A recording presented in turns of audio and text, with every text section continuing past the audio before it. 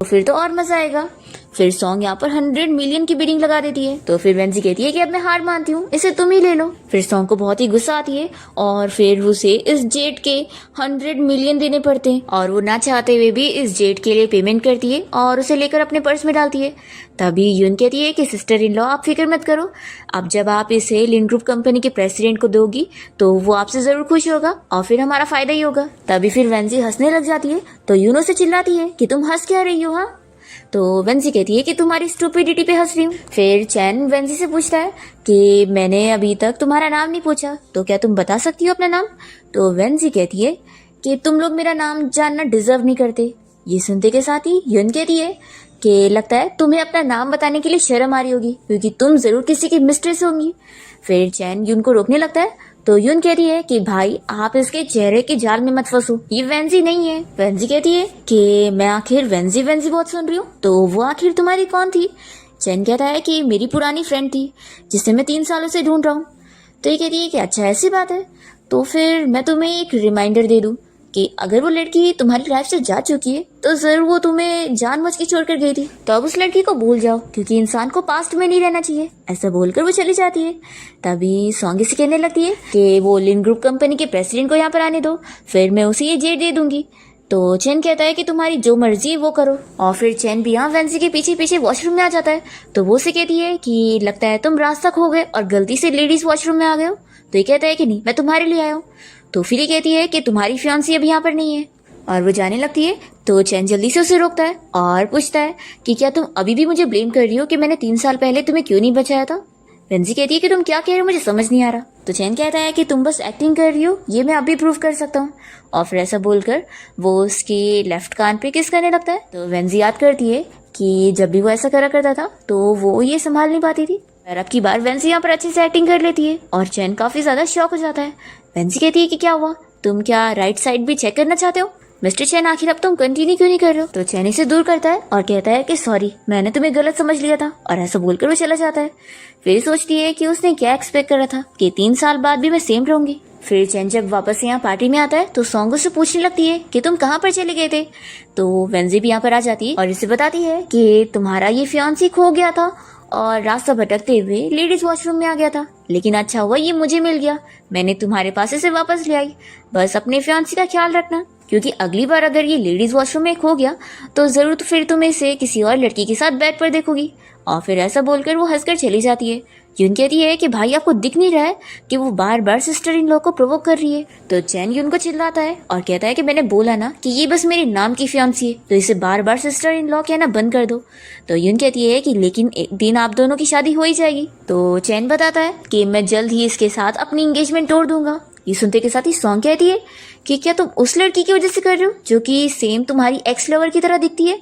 तो चैन इसे कह देता है कि मैं ये किसी और की वजह से नहीं कर रहा हूँ, बल्कि इसलिए कर रहा हूँ क्योंकि मैं तुमसे प्यार नहीं करता हूँ। ऐसा बोलकर वो चला जाता है। यून कहती है कि सिस्टर इन लॉ आप मेरे भाई की बातों पर ध्यान मत देना, वो बस गुस्से में ये सब बोलकर गया है और सारी गलती ना उस लड़की की है जो कि उस वेंजी की तरह दिखती है और जानबूझ के मेरे भाई को सेड्यूस कर रही है।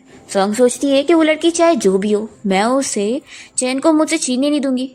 फिर हम देखते हैं कि वेंजी यहाँ ड्रिंक करने पहुंचती है तो उसके पास एक आदमी आ जाता है और उसे ड्रिंक ऑफर करने लगता है। तो फिर वेंजी उसे वाइन लेकर ड्रिंक करने लगती है और चैन उसे ही देख रहा होता है। तभी आदमी वेंजी से पूछता है कि आखिर तुम्हारे राइट हैंड में चोट कैसे लगी है। तो वेंजी कहती है कि मेरा एक बार एक्सीडेंट हो गया था।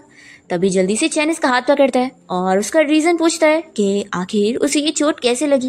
वेंजी वो इंसिडेंट फिर से याद करने लगती है और इसे कहती है कि ये मेरा प्राइवेट मैटर है, आखिर मैं तुम्हें क्यों बताऊंगी। तो चैन इसे चिल्लाने लगता है कि मुझे सच सच बताओ। तो फिर ये कहती है कि लगता है तो मेरे अंदर अपनी उस वेंजी को ही देख रहे होंगे, तुम्हें लग रहा है मैं वही हूँ। ठीक है, मैं तुम्हें बताती हूँ कि मुझे ये चोट बचपन में लगी थी। तो बताओ क्या तुम मेरे बचपन के बारे में और जानना चाहते हो। अगर जानना चाहते हो तो ठीक है, हम लोग कोई अकेली जगह भी चलते हैं, मैं तुम्हें अच्छे से बताऊंगी। तो यूनी से चिल्लाने लगती है कि तुम्हारी इतनी हिम्मत हो गई कि तुम मेरी सिस्टर इन लॉ के सामने मेरे ब्रदर को सेड्यूस कर रही हो। वेंजी कहती है कि तुम मुझसे इतनी बदतमीजी इसलिए कर रही हो क्योंकि अभी तुम्हें पता नहीं है मैं कौन हूँ। यून कहती है कि एक्टिंग मत करो, मुझे बिल्कुल नहीं लगता कि तुम कोई अमीर लड़की होंगी। तो वेंजी कहती है कि तुम्हें पता है मेरा मेल पार्टनर कौन है, वो मिस्टर शीजोंग है। ये सुनते के साथ ही सभी लोग बातें करने लगते हैं कि वो तो लिन ग्रुप कंपनी का चेयरमैन है ना। यून कहती है कि हमें इतना बड़ा झूठ मत बोलो। आखिर तुम जैसी मामूली लड़की इतने बड़े रिच मैन को कैसे ही जान पाएगी। तभी इतने में हम देखते हैं कि शीजोंग यहाँ पर पहुंच जाता है और वो सीधा यहाँ वेंजी के पास आकर उससे बातें करने लगता है और उसे अपने कोट से भी कवर करता है। तभी चैन इन दोनों का इस साथ देखकर वो टाइम याद करने लगता है जब वो और वेंजी साथ रिलेशन में थे। तभी हम देखते हैं कि ये सारे लोग शीजोंग के बारे में बातें करने लगते हैं कि लगता है ये लड़की सच में मिस्टर शीजोंग की कोई खास है। फिर यहाँ पर वेंजी तो शीजोंग का हाथ पकड़ के इन लोगों को बताने लगती है कि ये मेरा मेल पार्टनर है। फिर शीजोंग यहाँ पर चैन के साथ हैंडशेक करता है और चैन कहता है कि आप कभी किसी लड़की को पार्टी में नहीं लाते तो आखिर आप लोग का क्या रिलेशन है। तो शीजोंग बताने जा रहा होता है, इतने में सॉन्ग कहने लगती है कि मुझे अपनी फैमिली की तरफ से आपके कंपनी के प्रेसिडेंट को ये जेड रिंग देना था और वो उसे देने लगती है। तो शीजोंग वेंजी से कहता है कि ये लो, ये गिफ्ट तो तुम्हारे लिए। और फिर वो इन सभी को बताता है कि यही लिन ग्रुप कंपनी की प्रेसिडेंट है। ये सुनते के साथ ही ये लोग शॉक हो जाते हैं और चैन भी शॉक होता है कि ये प्रेसिडेंट निकली। फिर सभी लोग बातें करते हैं कि उन लोगों ने सोचे थे कि लिन ग्रुप कंपनी का प्रेसिडेंट कोई हैंडसम लड़का होगा, पर ये तो एक ब्यूटीफुल लड़की निकली। फिर सॉन्ग वेंजी को ये जेड रिंग देने लगती है और कहती है कि हमारे बीच में जो भी मिसअंडरस्टैंडिंग हो प्लीज आप इसे ले लो और आप सब कुछ भूल जाओ। तो वेंजी इसे कहती है कि पहले तो मैं इसे लेने वाली थी, लेकिन अब तुम्हारे इस बिहेवियर से मैं इसे बिल्कुल नहीं लूंगी। ऐसा बोलकर वो चली जाती है। फिर यून कहने लगती है कि भाई ये तो सच में लिन ग्रुप कंपनी की प्रेसिडेंट निकली, तो कहीं ये बाद में हमें टारगेट तो नहीं करेगी। तो चैन यहाँ से जाने लगता है। यून कहती है कि भाई आप कहाँ पर जा रहे हो। तो ये कहता है कि क्या तुम लोग को अभी भी एम्बैरेसिंग फील नहीं हो रहा है, चलो अब यहाँ से। तो फिर वो दोनों भी उसके साथ जाते हैं। फिर शीजोंग यहाँ वेंजी से कहता है कि तुम चाहो तो मैं इसे एक बार में ही बर्बाद कर सकता हूँ।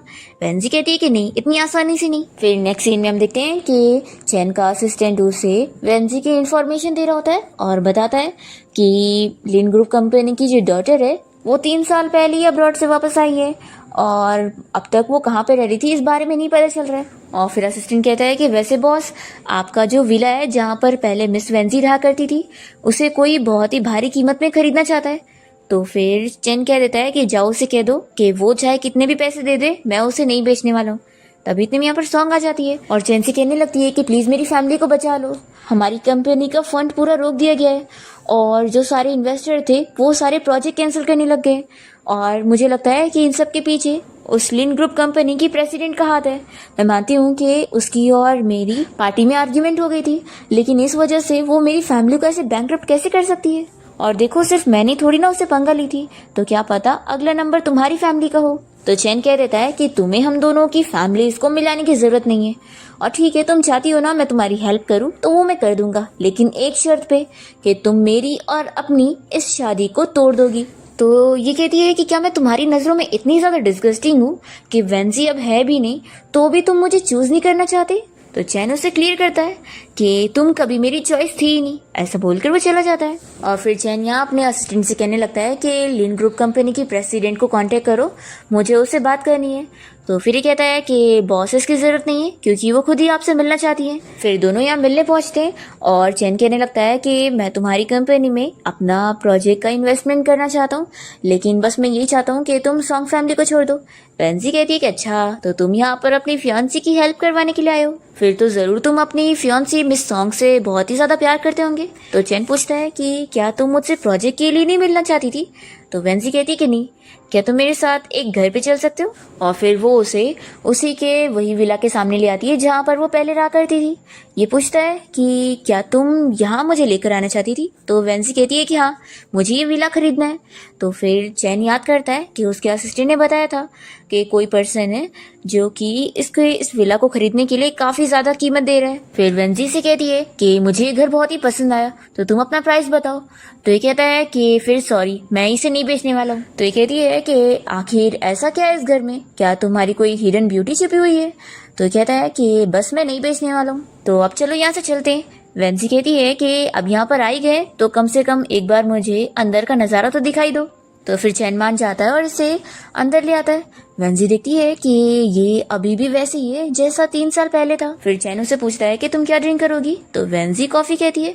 तो फिर वो चला जाता है उसके लिए लाने के लिए। और वेंजी यहाँ पर पुरानी टाइम याद करने लगती है और वो जैसे यहाँ पर एक चीज़ को टच करने जा रही होती है तभी चैन यहाँ पहुँच जाता है और उसे मना करता है कि यहाँ की कोई भी चीज़ को टच मत करो क्योंकि मुझे पसंद नहीं। और फिर वो उसे कॉफ़ी दे देता है।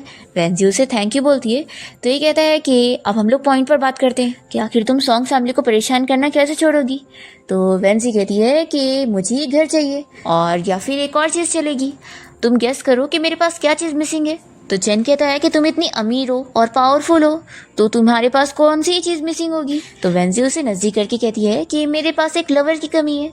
ये सुनते के साथ ही चैन कहता है कि आखिर तुम कौन हो, और वो 3 साल पहले का टाइम याद करने लगता है जब उसने भी सेम वेंजी को ऐसे ही बोला था कि उसे एक लवर की जरूरत है। वेंजी चैन से पूछती है कि तुम आखिर मुझसे ऐसा सवाल क्यों कर रहे हो। तो ये कहता है कि ये इतना बड़ा कोइंसिडेंस थोड़ी ना हो सकता है कि तुम्हारे सारे वर्ड सेम वैसी है, तुमने जरूर जानबूझ के ये बोली हो। आखिर तुम करना क्या चाहती हो। तो वेंजी बताती है कि मुझे तुमसे पहली नजर में प्यार हो गया है। तो चैन उससे दूर होते ही उसे साफ रिजेक्ट करने लगता है कि तुम्हारा चेहरा बस वेंजी की तरफ दिखता है, इसलिए सोचना मत कि तुम मुझे इस तरीके से अप्रोच कर पाओगी।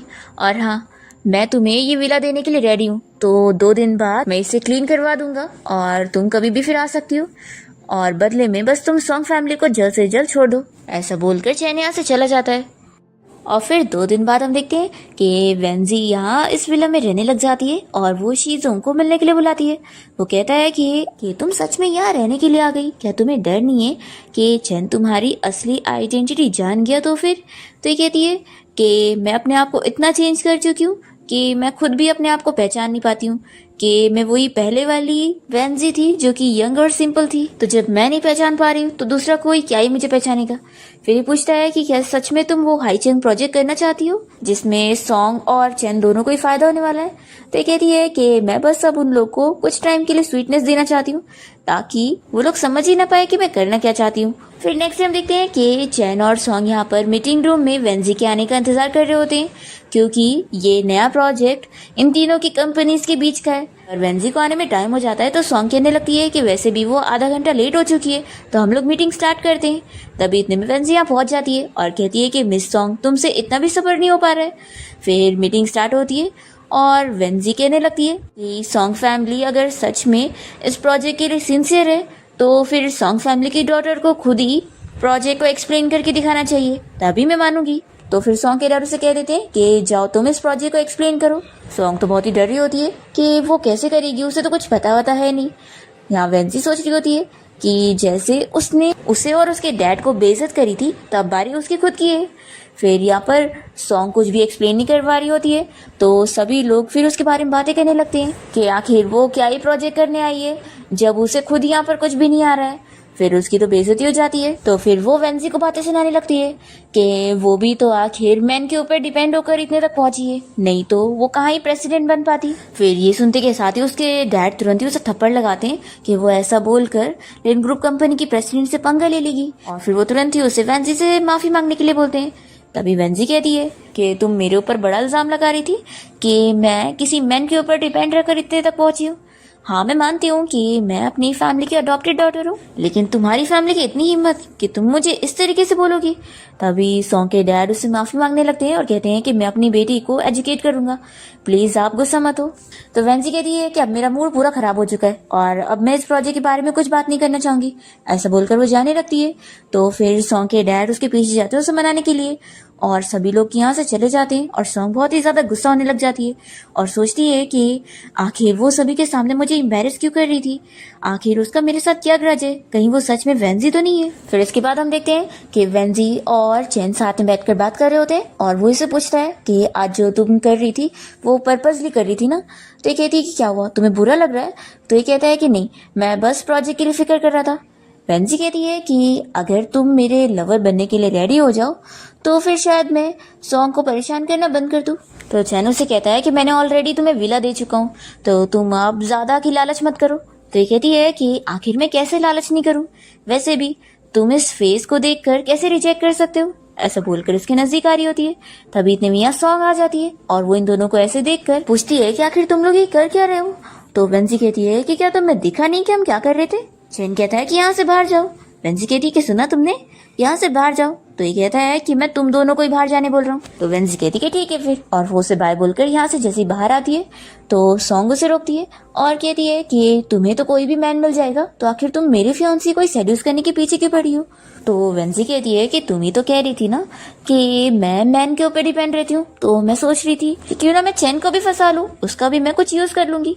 तो फिर सॉन्ग कहने लगती है कि तुम्हें पता है लास्ट टाइम जो लड़की चैन के पीछे पड़ी थी उसका कितना बुरा हाल हुआ था। तुम्हें पता है गुंडों ने उसे और मुझे दोनों को किडनैप कर लिए थे, पर चैन ने फिर भी मुझे चुना था। और फिर पता है वहां पर आग लग गई थी, और पता है वो लड़की बहुत ही बुरी तरीके से मर गई थी, और उसके डैड की राख अभी भी मेरे पास है। ये सुनते के साथ ही वेंजी उसका हाथ पकड़ लेती है और कहती है कि तुम ये क्या कह रही हो। तो सॉन्ग कहती है कि तुम्हारा रिएक्शन कुछ ज्यादा नहीं है। तो फिर वेंजी तुरंत ही एक्टिंग करती है कि मैं बस बहुत ही क्यूरियस हो रही थी जानने के लिए, इसलिए तुमसे पूछी। सॉन्ग कहती है कि अगर तुम्हें जानना है तो तुम वेयर हाउस आ सकती हो, वहां पर तुम्हें उसके डैड की ग्रेव मिल जाएगी। तो वेंजी कहती है कि वो कौन सा मेरा रिश्तेदार है जो मैं उसकी ग्रेव देखने के लिए जाऊंगी। ऐसा बोलकर यहाँ से चली जाती है। तभी इतने में सॉन्ग के पास यूना जाती है और उसे कहती है कि सिस्टर इन लॉ कहीं ये सच में वेंजी तो नहीं है। तो सॉन्ग कहती है कि अगर ये सच में वही हुई तो अब ये फिर से मरेगी। फिर हम देखते हैं कि वेंजी घर जाने के बाद इसी बारे में सोचने पड़ी होती है। तभी शीजोंग यहाँ पर आता है तो ये उसे पूछती है कि क्या तुमने देखा वहां पर कोई ग्रेव थी। ये कहता है कि थी। तो फिर ये कहने लगती है कि जरूर वो मेरे डैड की होगी, मुझे अपने डैड से जाकर मिलना है। तो फिर ये इसे रोकता है कि अगर तुम वहां पर गई तो तुम्हारी आइडेंटिटी लीक हो जाएगी। तो ये कहती है कि मेरे डैड ने मुझे बचाने के लिए कुछ भी नहीं सोचे थे, इसलिए मैं अपने आप को रोक नहीं सकती हूँ, मुझे अपने डैड से मिलना ही है। ऐसा बोलकर वो जाने लगती है तो शीजोंग भी उसके साथ जाता है। फिर हम देखते हैं यहाँ पर चैन को जो कि अपने ऑफिस में काम कर रहा होता है। तभी यहाँ पर सॉन्ग इसके लिए कॉफी लेकर पहुंच जाती है। तो ये कहता है कि तुम्हें ये सब करने की जरूरत नहीं है। तो ये कहती है कि मैं करूंगी, आखिर मैं तुम्हारी फियांसी हूँ। तो फिर चैन इसे कहता है कि लगता है अब मुझे खुद ही तुम्हारे साथ अपनी एंगेजमेंट तोड़ना पड़ेगा।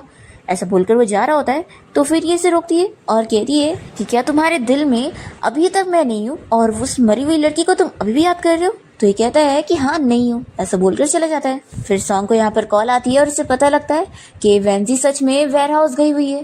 तो ये सोचती है कि यानी वो सच में वेंजी ही है, लेकिन अब ये कंफर्म करने के लिए मुझे खुद वहां पर जाना पड़ेगा ताकि मैं पता करूं कि वो सच में इंसान है या फिर भूत है। फिर हम देखते हैं कि ये यून के साथ मिलकर वहां पर जाने के लिए निकलती है, पर तभी बीच रास्ते में ही शीजोंग अपने बॉडीगार्ड के साथ इसे रोक लेता है और फिर गार्ड इसे समझा देता है कि अगर इसने यहाँ से आगे बढ़ने की कोशिश करी तो फिर उसकी पूरी फैमिली बर्बाद हो जाएगी।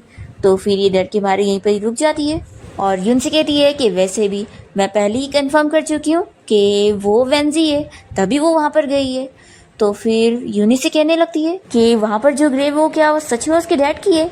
तो सॉन्ग कहती है कि बिल्कुल भी नहीं, वो तुम्हारे अंकल की ग्रेव है। फिर वेंजी यहाँ शीजोंग के साथ मिलकर वहां पर पहुंच जाती है जहां पर उसके डैड की ग्रेव है और वो उसे कहती है कि तुम यहीं पर रहो, मैं अपने डैड से अकेले में बात करना चाहती हूँ। और फिर वो तो चैन के अंकल की ग्रेव को अपने डैड की ग्रेव समझकर उनसे बातें करने लग जाती है और उन्हें बताती है कि वो बिल्कुल ठीक है। फिर यहाँ पे वो प्रेयर करने के बाद जैसे ही जाने लगती है तभी इतने में यहाँ पर चैन आया होता है और वो वेंजी से कहने लगता है कि आखिर तुम यहाँ पर क्या कर रही हो। और फिर उसे शक हो जाता है कि कहीं ये वेंजी तो नहीं है, पर वो इसे अपनी बातों में ले लेती है और कहती है कि मैं बस यहीं से गुजर रही थी। फिर वो बता देता है कि एक्चुअली यहाँ पर ना मेरे अंकल की ग्रेव है।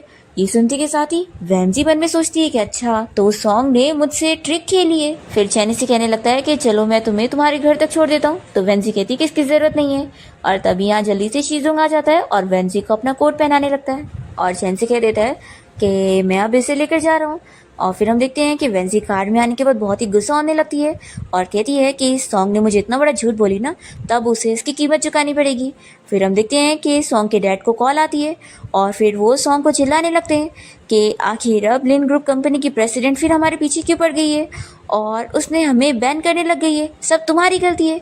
तो ये अपने डैड से कहती है कि डैड आपको दिख नहीं रहा है कि वो पर्पसली हमें टारगेट कर रही है, अब तुम जाकर चैन से इस बारे में बात करो।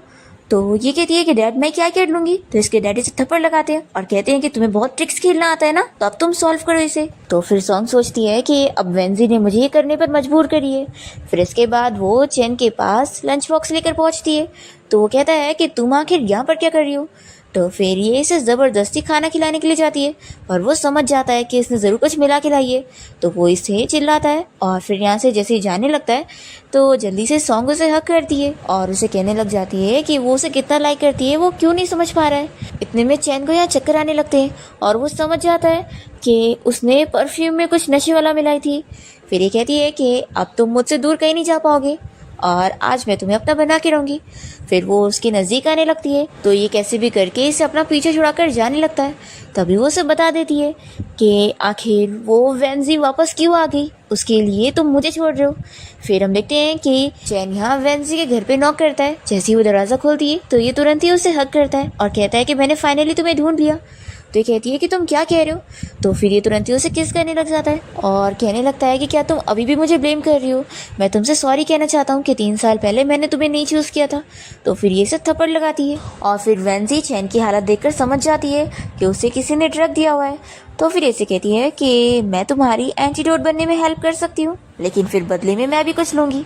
फिर वो उसे उठाकर बाथटब में लेकर जाती है और फिर यहाँ पर वो वाइन करते हुए उससे सारी चीज़ें कह देती है कि वो सच में वेंजी ही है और यहाँ पर उन लोगों से बदला लेने आई है। फिर चैन तो उसे किस करने लग जाता है। तभी वेंजी से दूर करके फिर से बाहर आ जाती है और वो सोचती है कि मुझे उसको देखकर सॉफ्ट हार्टेड नहीं होना चाहिए। फिर जैसे ही वो वापस से बाथरूम में आती है तो देखती है कि वो बेहोश पड़ा हुआ है। फिर नेक्स्ट मॉर्निंग हम देखते हैं कि जब चैन की नींद खुलती है तो वो देखता है कि वो वेंजी को हग करके सो रहा था। वो जल्दी से उठकर जाने लगता है तो फिर ये भी उठ जाती है और कहती है कि तुम्हें कुछ ज़्यादा सोचने की ज़रूरत नहीं है क्योंकि हम तो बस खेल रहे थे और इसलिए तुम्हें मेरे लिए रिस्पॉन्सिबल होने की ज़रूरत नहीं है। तो कहता है कि तुम इस चीज़ को इतना कैजुअली ले रही हो। तो वेंजी हंसकर कहती है कि तो क्या, ऐसा बोलकर वो चली जाती है। और फिर उसके बाद हम देखते हैं कि वो यहाँ मीटिंग रूम में चैन के आने का इंतज़ार कर रही होती है, पर तभी यहाँ पर सॉन्ग पहुँच जाती है और उसके सामने आकर बैठती है। तो वेंजी कहती है कि जितना मुझे याद है अब तुम मेरे साथ इस प्रोजेक्ट को करने के लिए क्वालिफाइड नहीं हो क्योंकि तुम्हारी सॉन्ग फैमिली बर्बाद हो चुकी है। तो ये कहती है कि हाँ, अब तुम्हारी वजह से ही मेरी सॉन्ग फैमिली तो नहीं बची तो क्या हुआ, अब मैं चैन की कंपनी की एम्प्लॉय हूँ। वेंजी कहती है कि तुम कितनी ज़्यादा फ्लैक्सीबल हो ना, पहले तुम फियांसी थी और अब एम्प्लॉय बन गई। तो सॉन्ग से चिल्लाती है कि सब तुम्हारी वजह से तो हुआ है। फिर इतने में यहाँ चैन आ जाता है तो फिर उसे देखकर सॉन्ग चुप हो जाती है और फिर ये लोग यहाँ प्रोजेक्ट के बारे में डिस्कस करते हैं। और फिर चैन जब यहाँ मीटिंग बंद करता है तो सॉन्ग तुरंत यहाँ से चली जाती है और फिर चैन वेंजी से पूछता है कि तुम्हें क्या प्रोजेक्ट सॉल्यूशन अच्छा लगा। तो वेंजी कहती है कि हाँ और फिर वो उसके साथ ये प्रोजेक्ट डील कंप्लीट कर लेती है। और चैन कहता है कि मेरे पास और भी प्रोजेक्ट है जिसके बारे में मैं तुमसे डिस्कस करना चाहूँगा, तो आगे कभी टाइम हो तो बताना। फिर इसके बाद वो उसे साथ में डिनर पे लेकर आता है और वेंजी देखती है कि उसने सारे उसके पसंद के खाने ऑर्डर किए हैं तो समझ जाती है कि ये मेरा टेस्ट कर रहा है। फिर इतने में शिजुंग यहाँ पर आ जाता है वेंजी को पिक करने के लिए और वो उसे अपने साथ लेकर जाता है और कार में उससे पूछता है कि क्या तुम वापस से उस चैन के लिए सॉफ्ट हार्टेड फील करने लग गई हो। तो वेंजी भी मन में सोचती है कि हाँ ऐसे ही है, लेकिन वो इससे नहीं कहती है। फिर हम देखते हैं कि चैन यहाँ अपने ऑफिस में होता है और उसका असिस्टेंट उसे सजेस्ट करने लगता है कि उसे वेंजी का डीएनए टेस्ट करवाना चाहिए ये पता करने के लिए कि वो सच में वो है कि नहीं, क्योंकि उसके डैड की बॉडी मिल गई थी तो कुछ डीएनए टेस्ट सैंपल है तो उससे फिर वो लोग डीएनए करवा सकते हैं। तो चैन अपने असिस्टेंट को ये काम दे देता है। फिर हम देखते हैं यहाँ पर वेंजी को जो कि सॉन्ग से मिलने बाहर रेस्टोरेंट में गई होती है और उससे पूछती है कि तुमने मुझे यहाँ क्यों बुलाई हो। सॉन्ग कहती है कि अब एक्टिंग करना बंद करो, मुझे पता है कि तुम वेंजी हो और तुम मुझसे रिवेंज लेने के लिए वापस आई हो। और वो उसे बता देती है कि पहले तो मैंने तुम्हें मरवा दी थी लेकिन अब तुम वापस कैसे आ गई ये मुझे पता नहीं चल रहा है। वेंजी कहती है कि यानी अब तुमने खुद अपने मुंह से बता दी हो और तुम्हें पता है ये सारी चीजें रिकॉर्ड हो चुकी है और अब तुम बचने वाली नहीं हो। ऐसा कहकर वेंजी यहाँ से जाने लगती है तो सॉन्ग इसके सर पे मार के इसे बेहोश कर देती है। फिर हम देखते हैं यहाँ पर चैन को उसका असिस्टेंट उसे डीएनए टेस्ट के रिजल्ट लाकर बता देता है कि वो सच में वेंजी है। ये सुनते के साथ ही वो यहाँ से निकलता है और फिर उसे तुरंत ही मिलने हॉस्पिटल पहुँचता है, पर शीजुंग उसे वेंजी से मिलने नहीं देता और वो यहाँ वेंजी के वार्ड में आ जाता है। और दूसरी ओर हम देखते हैं कि चैन यहाँ सॉन्ग के पास उसे चिल्लाने के लिए पहुँचता है तो फिर वो उसे चिल्लाती है और उसे सब बता देती है कि वो खुद कौन सा अच्छा है। उसने 3 साल पहले वेंजी को उस टाइम पर छोड़ दिया था जब वो प्रेग्नेंट थी और उसके बच्चे की मॉम बनने वाली थी। ये सुनकर चैन को और शॉक लगता है और वो बहुत ही गिल्टी फील करने लगता है। इसके बाद वो वेंजी से मिलने उसके घर के बाहर पहुंचता है और सोचता है कि वो मुझसे मिलना नहीं चाहेगी। फिर इतने में वेंजी दरवाजा खोलती है और उससे पूछती है कि तुम यहाँ मुझसे क्यों मिलने आए हो। तो फिर वो कहता है कि तुम्हें चोट लगी थी। वेंजी कहती है कि यानी फिर तुम्हें सब पता चल गया होगा कि मुझे ये चोट कैसे लगी, तुम तो अब मेरी आइडेंटिटी भी जान गए होंगे। तो ये कहता है कि अब बहुत रात हो गई है, मैं जाता हूँ। तो ये कहती है कि एक्टिंग मत करो, लगता है अब तुम्हें बहुत ज्यादा गिल्टी फील हो रहा है क्योंकि तुम शायद मुझे सच में लाइक करने लग गए थे, लेकिन फिर भी आखिर तुमने मुझे छोड़ दिया था ना। तो ये तुरंत ही उसे सॉरी कहने लगता है और कहता है कि उसे अपने डिसीजन पर बहुत पछतावा है। वेंजी उसे चिल्लाती है कि उस दिन तुमने सिर्फ मुझे और मेरे डैड को ही नहीं मारे थे बल्कि मेरे बच्चे को भी मार दिए थे। फिर ही रोते हुए कहता है कि मैं आखिर ऐसा क्या करूं कि तुम मुझे माफ कर दो। तो वेंजी कहती है कि अच्छा तो तुम्हें एक मौका चाहिए, एक काम करो, अपने आप को प्रूफ करने के लिए तुम ये चाकू से अपने आप को मारो, फिर मैं मान लूंगी कि तुम सच में सिंसियर हो। तो फिर ये अपने आप को चाकू मार लेता है और फिर यहाँ बेहोश होने लगता है। वेंजी उसकी फिक्र करती है और तुरंत ही उसे हॉस्पिटल लेकर आती है और फिर हम देखते हैं कि चैन को होश आ जाता है और फिर से वो वेंजी से माफी मांगते हुए उसे चांस मांग रहा होता है, पर ये नहीं मान रही होती है और जाने लगती है। तभी चैन का असिस्टेंट तुरंत ही चैन की साइड लेते हुए उसे सब बताने लगता है कि चैन उसे सच में लाइक करता था, पर उसके पास कोई और ऑप्शन नहीं था क्योंकि उसके पास इतनी पावर नहीं थी और सारी चीजें उसके डैड की चलती थी और उसके डैड उसके और वेंजी के रिलेशन के काफ़ी अगेंस्ट थे। इस वजह से वो उसकी हेल्प नहीं कर पा रहा था और सभी के सामने अपने रिलेशन को नहीं बता पा रहा था। और वो वेंजी को सब बताता है कि कैसे चैन को अपने डैड से कितनी बार मार खानी पड़ती थी। फिर भी वेंजी ये सब सुनने के बाद चैन से कहती है कि मैं तुम्हें इतनी आसानी से माफ़ नहीं करूँगी, लेकिन हाँ अगर तुम चाहो तो मैं तुम्हें अपना सीक्रेट लवर बना सकती हूँ, लेकिन मैं तुम्हें कोई नेम नहीं दूंगी, कोई आइडेंटिटी नहीं दूंगी। तो भी ये मान लेता है। तो ये कहती है कि आखिर अब तुम कितने लो लेवल के हो चुके हो, ऐसा बोलकर चली जाती है।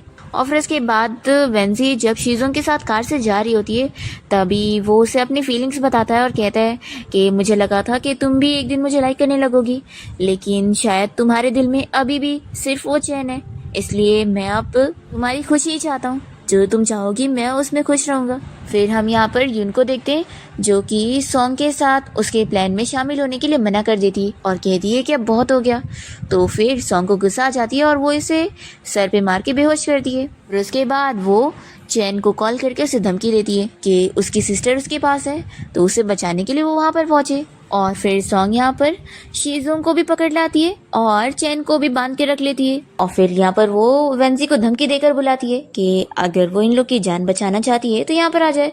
तो वेंजी यहाँ पहुंच जाती है और सॉन्ग का तो प्लान होता है बस वेंजी को मारने का, तो वो चाकू लेकर इसे मारने जाती है, पर तभी चैन जल्दी से वेंजी के सामने आकर उसे बचा लेता है और उसे चोट लग जाती है।